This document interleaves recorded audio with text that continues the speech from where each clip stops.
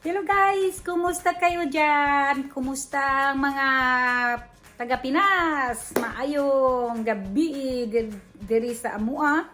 Maayong buntag sa Pilipinas. Sa mga Bisaya to, di ba? Ang atong hinistoryahan karon Bisaya o English or Tagalog.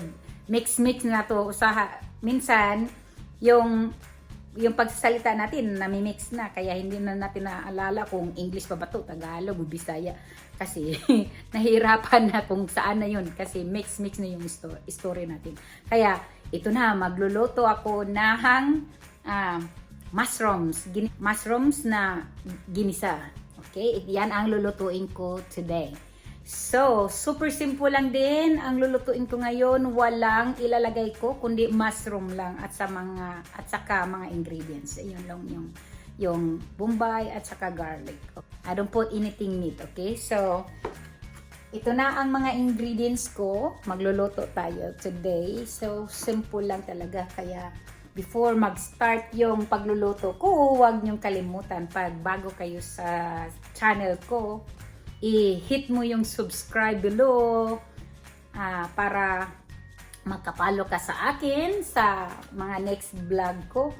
Pasensya na ha, kasi new vloggers ako, so hindi ko pa masyadong alam kung paano dito sa Bisaya pa magpasikot-sikot kung paano maging maganda yung video or vlog ko. Kaya pasensyahan niyo muna ngayon kasi bago pa ako, so I'm just starting doing this video, whatever I can do some vlogs so I can share it to you guys, okay? So ito na, umpisahan na natin, hindi na natin paligoy-ligoy pa, magluto na tayo ng ginisang mushrooms.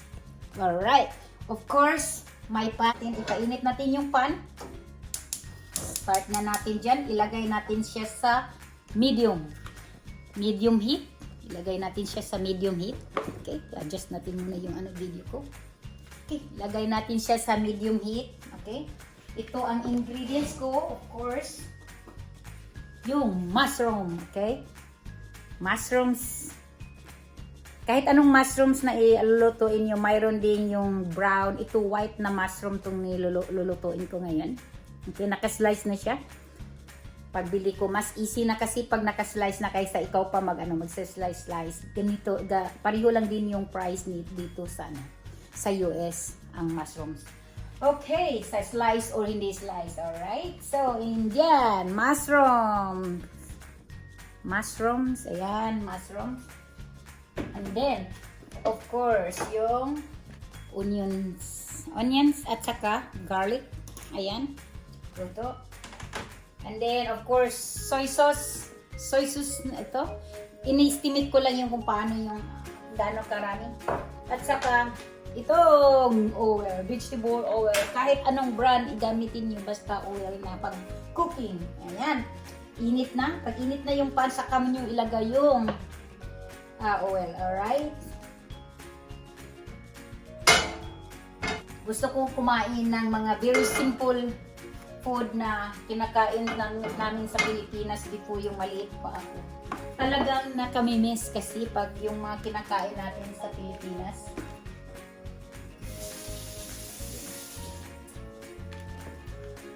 Pag hindi natin makain dito, na-miss natin. Kaya yun, magluluto ako talaga. Kaya nagsikap akong magluto. I learned how to cook this, okay? So, pag mainit na yung oil, ilalagay na natin yung garlic. Ayan. Garlic at saka onions. Garlic mo muna. Right. So, ayan. Then, ilagay natin sa kabila yung yung garlic din. Onions na ilagay natin.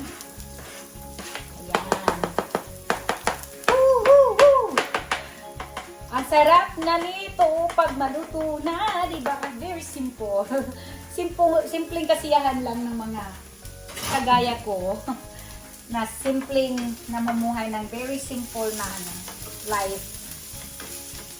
Kaya yun, ito Lutuin na natin. Ipa-brown natin yung ano ha. Brown na natin.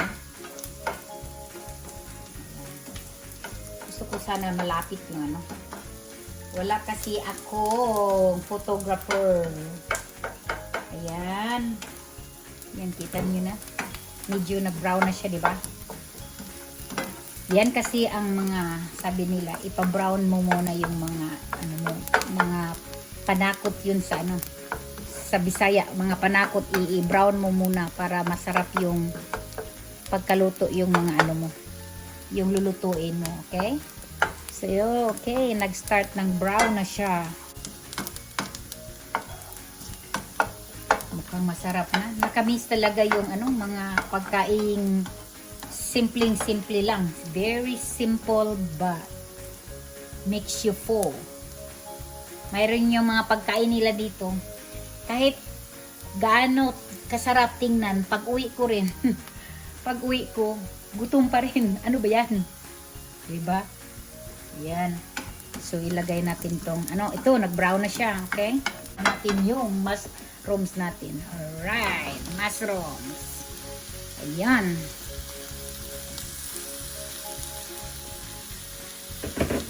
Kunin natin yung mushrooms. Ayan. Ayan. Siguro takpan muna natin saglit. Takpan muna natin saglit siya. Okay? Para siya mag-produce ng juice. Mag-produce ng juice. Okay? Ayan. Yan kasi ang na-miss ko kasi dito pag lalabas kami ng dinner ng asawa ko at saka yung anak ko. Sila kasi mahilig sila ng pagkain nila, of course, kasi sila mga Amerikano. So, hinahanap nila pagkain American. So, ako rin pagpupunta doon, kumakain ako ng mga American food, pero pagdating ko sa bahay, gutom pa rin. Gutom pa rin. Kaya kahit simple lang yung mga luto ko, feeling ko busog na busog talaga ako. Kaya magluluto talaga ako pagdating ko minsan. O minsan, bumibili ako sa Chinese restaurant, bumibili na lang ako. Or mostly talaga magluluto ako ng mga ganito. Very simple lang ng sayuti or pichay, ginisang pichay, or ganyan. Hindi ko siya nilalagyan ng mga meat. Bihira lang talaga kasi gusto ko yung very simple lang ng mga pagkain. Kaya yun, magluluto. Kaya ito, dadalhin ko to bukas sa work ko para ito ang lunch namin ng kaibigan ko. Kainan na naman kahit saan. Kaya ito na. At ipakuluan muna natin or titingnan natin kasi makita naman siya, di ba? So, ayun. Yan, kaya kaway-kaway kayo dyan, mga Bisaya, saan man kayo sa sulok ng mundo, mga Bisaya, hi, kaway-kaway, kaway-kaway. Kaya, ang mga Bisaya talaga, no, bisag asam mamaingon, ami, smile lang gihapon, kahit minsan, busy sa trabaho, nakasmile pa rin pagdating. Kaya, yun. Very simple. Kaya lagyan na natin siya ng soy sauce. Ayan.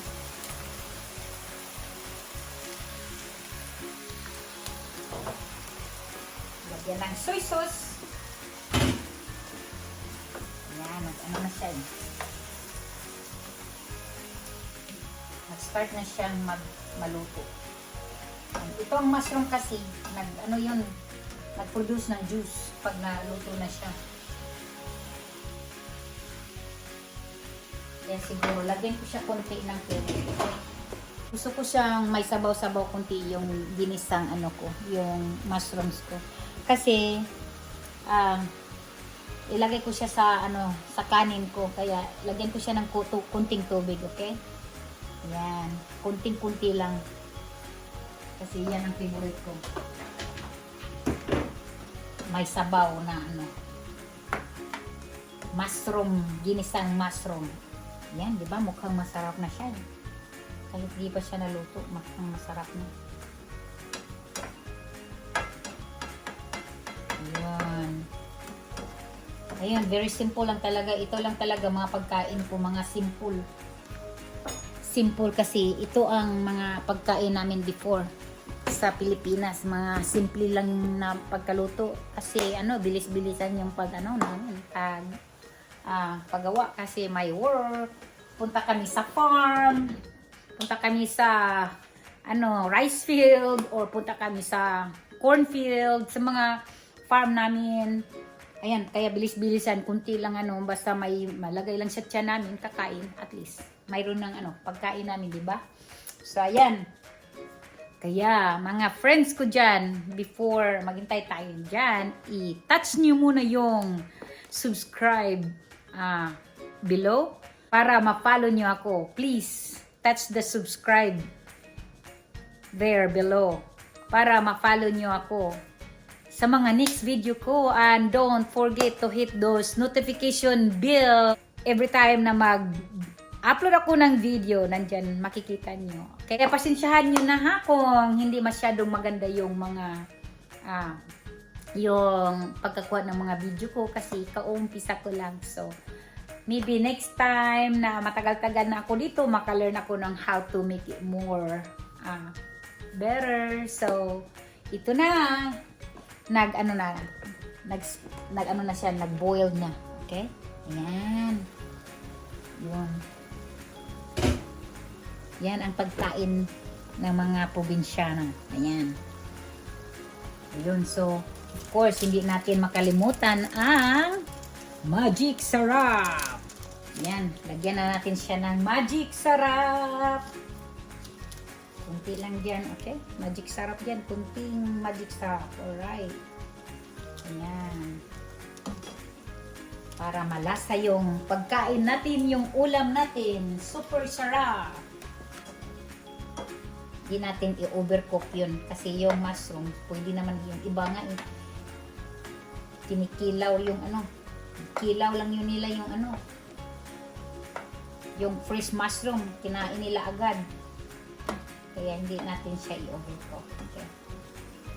Kaya tikman na natin ang luto natin. Ayan, see?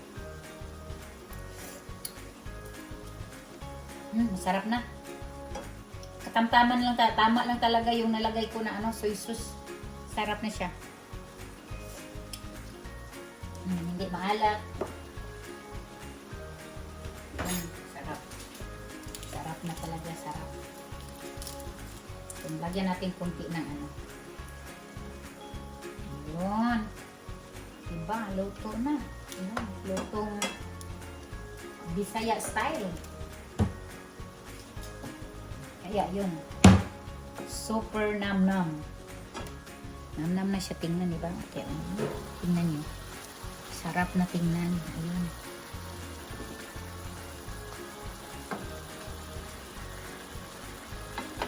Yun.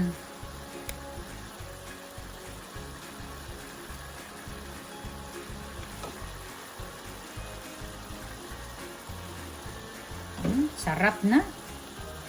Yun, yan to ang lunch namin bukas. Super yum yum. Okay guys, ito na. Super sarap na.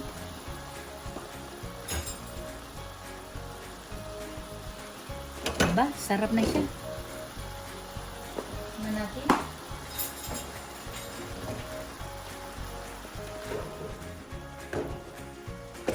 Tikman natin yung mushrooms. Okay guys. Tignan natin. Ayan. Tignan natin. Ayan. Kung luto na. Lutong-luto na siya. Ayan.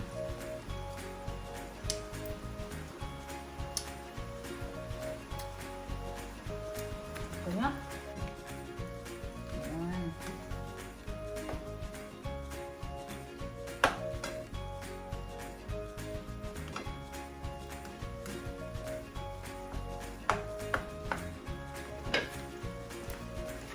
Ayan, luto na siya. Yun. Turn off na natin siya, okay? Turn off na, turn off. Yan, lutong-luto na. Ayan yun, diba? Oh, yan.